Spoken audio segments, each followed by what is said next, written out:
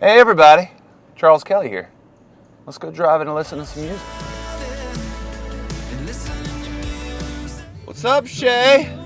Charles Kelley. Hop in, bud. What the heck are you doing here, dude? Rocking a I little- wasn't expecting you. Little DNS, little Dan and Shay. Well, thanks for doing this, man. Dude, of course. So Shay's been a good buddy of mine for a long time, and when I was talking about doing this, kind of driving around listening to 80s music, I told my my team, I said, guys, who loves 80s music, but also blew me away. I still remember. Do you remember it was after the ACM Awards? I think it was ACMs, right? Or was it CMTs? I can't remember. I think it was, yes. It feels like it was one of those awards. 100 years ago. Yes. The answer is correct. And yes. we somehow at this after party they had a karaoke thing set Yes, up. it was ACMs because we were in Vegas. And you sang. Do you remember what you sang? I think it was. It was unbelievable. It blew my mind. Was it Your Love by the Outfield? Yes, it was Jumping on a Vacation. No Goes. filler. Josie's on a vacation far away. I told you. Come on in and talk it over. There's so many things that I wanna say. You know I like my girls a little bit older. I just wanna use your love tonight. Oh, I don't wanna use your love tonight. And these drums. I don't have any friends left to talk to. I mean, that's just, it doesn't get better the than fact that you can hit that, I can hit that like falsetto, like Joseph, but Joseph. It's up there. It's It's up there. freaking. It's because I'm shorter. You got a good 4 feet on me. Yeah. And I think it compresses. It compresses your diaphragm. Yeah, it compresses my diaphragm, so I'm makes able to really sense. get up there. So obviously we both clearly have a kind of fixation on 80s music. And I think a lot of people do.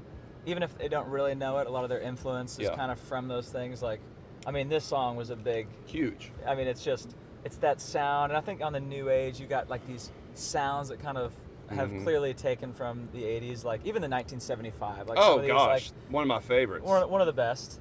What is that about singers that just they're drawn to 80s in particular, especially when it comes to pop music and things like that. Obviously, country is synonymous with kind of the 90s, but well, I there's think something about it. There is, and everything kind of comes back around. We've talked about this. I grew up playing in cover bands, and so we would play everything. You would do Garth Brooks, and you turn around and do Led Zeppelin. You turn around and do, something like this. Not in this key, of course.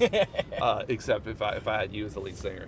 Hey man, I grew up on your music. When I was 14 years old, you're like, isn't that amazing? What? That starts happening. That's crazy. And then you'll start being because I was that way too. I'm 43 now, but when I was in my 30s, I still felt like I still had so much to prove, and that we really hadn't made it yet.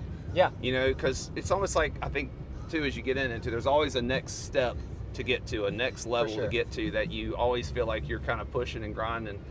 But now I can officially say I do feel like one of the old guys.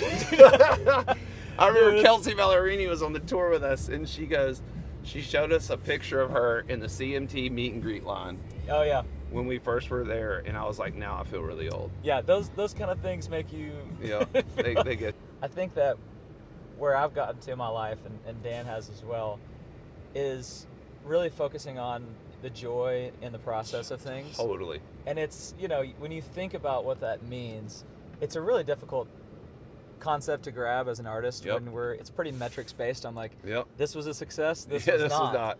And I think, especially when you've had success, because you know what that looks like. Well, and when especially talking about, the level of success, we've got similar stories where we had, a couple songs specifically like Need You Now for us, and then of course Tequila for y'all was just so massive, and y'all had 10,000 hours, and it's then the rest of your career you just compare everything to that, and it takes a little while to then eventually realize that they call those evergreen songs. They're going to be around forever, and they set y'all up, and everything to me is you start to get to this thing, just like you said, enjoy the process and feel good that you did something special. People are always going to careers are always going to take these ups and downs, but little wins is where I feel like now is I'm so much more appreciative of little wins, and that's where the magic is. Well, we always say that when we go in, it's just right. Let's have fun. Not think about who we're writing for, what we're doing. Let's just enjoy it, and you always keep it fun. The problem with your voice is you could sing anything and it sounds really good, and so you're like,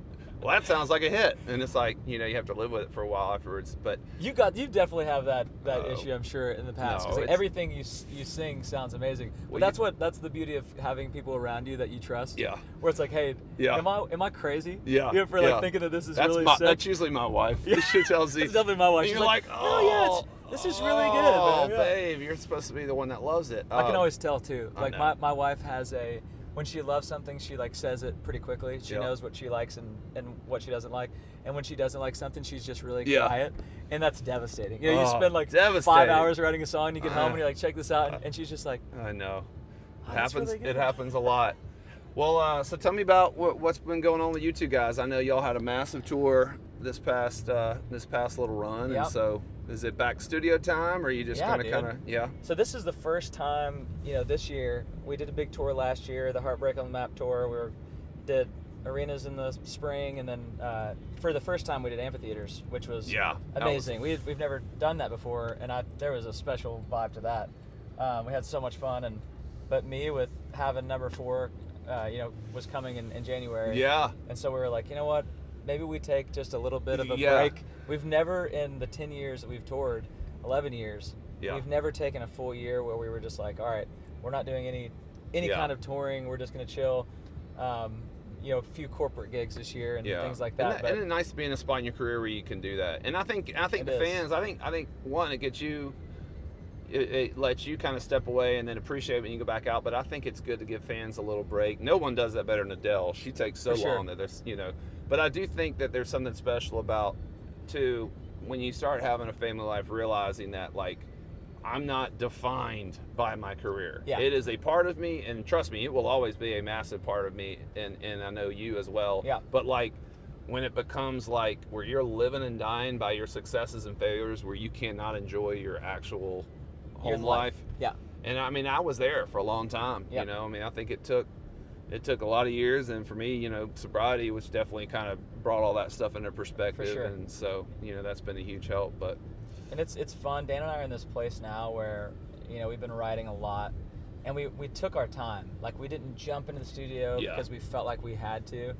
We have just now started writing again, you That's know, awesome. for the last like month or so, and it's just been like, we've written every song we've written. We've only probably written like, you know, four or 5 songs, and it's been my favorite songs we've ever written together. That's like awesome. legitimately, because we were for the first time in so long. Because when you're touring, dude, you got like, you know, it's like Yeah. 3 months to like basically finish a project. You know, where it's like, I all right, know. we got to write the songs, we got to do this, and then, you know, it all feels very rushed sometimes. And not that there isn't a creative process to that, to where, you know. obviously hey, I that got can Dan happen. and I got Dan and Shay here. Dan and Shay. Excuse me, ma'am. Have you ever watched The Voice? This would be a yes from some of these ladies. for She was sure. like, Shay was like, who's that? With those CC's cameras. yeah. It's Shay Mooney. But I know. you know, to be able to be in this place where we can actually write when we feel inspired and not have to feel like we have to do something It's huge. is a massive, you know, it's a massive win. One of these days, we got to do some touring together. I think I that would would be love it, dude. It'd be massive. amazing. Lady A, Dan and Shay. It even rhymes, dude. Are you kidding freaking, me? I mean, oh, I love it. Dude. Well, dude, I've had a blast Hey, with you. I love you. I love you so much. Do you have any wise words for the people of words to live by? Oh gosh, wise words. Gosh, man, I don't know. For me, you know, my mantra, like we were talking about, really is just gratitude, and but just literally, as far as the music business, put your happiness in the process and not the outcome. But wise words, other than that, man, I don't know. I think for me, just something that I have just felt over the past few years is I have really enjoyed tried to really enjoy the ups and the downs, like Yeah. the whole thing that make it kind of exciting. The grind, and that's what's fun with this solo project for me, is I feel like a new artist in a way. Yeah. Like I have to grab people's attention, and it's hard, and there's little wins here and there, and then you feel like, you know, certain stuff isn't working, and there's something fun about the chase. Yeah. Again. I feel like the older I get, dude, like having kids, like I just had my 4th kid, and it's like, I think if there's one thing that I've realized about getting older is that I don't know anything.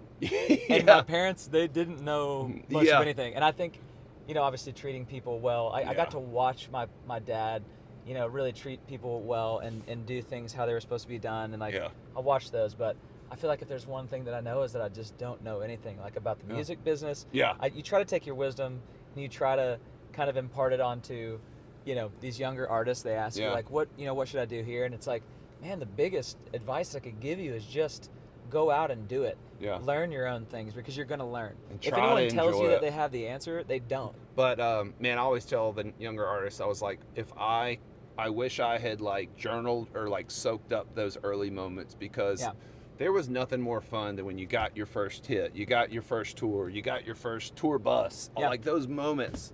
Because it's the chase, like you mentioned. It is. The chase. There's magic in the chase. I love you, buddy. I love you, You're buddy. the It's good to best. see you, Good man. luck with everything. Thanks for Thank you, doing dude. this. Absolutely. Thanks for giving me this car for doing this. That's so cool of you.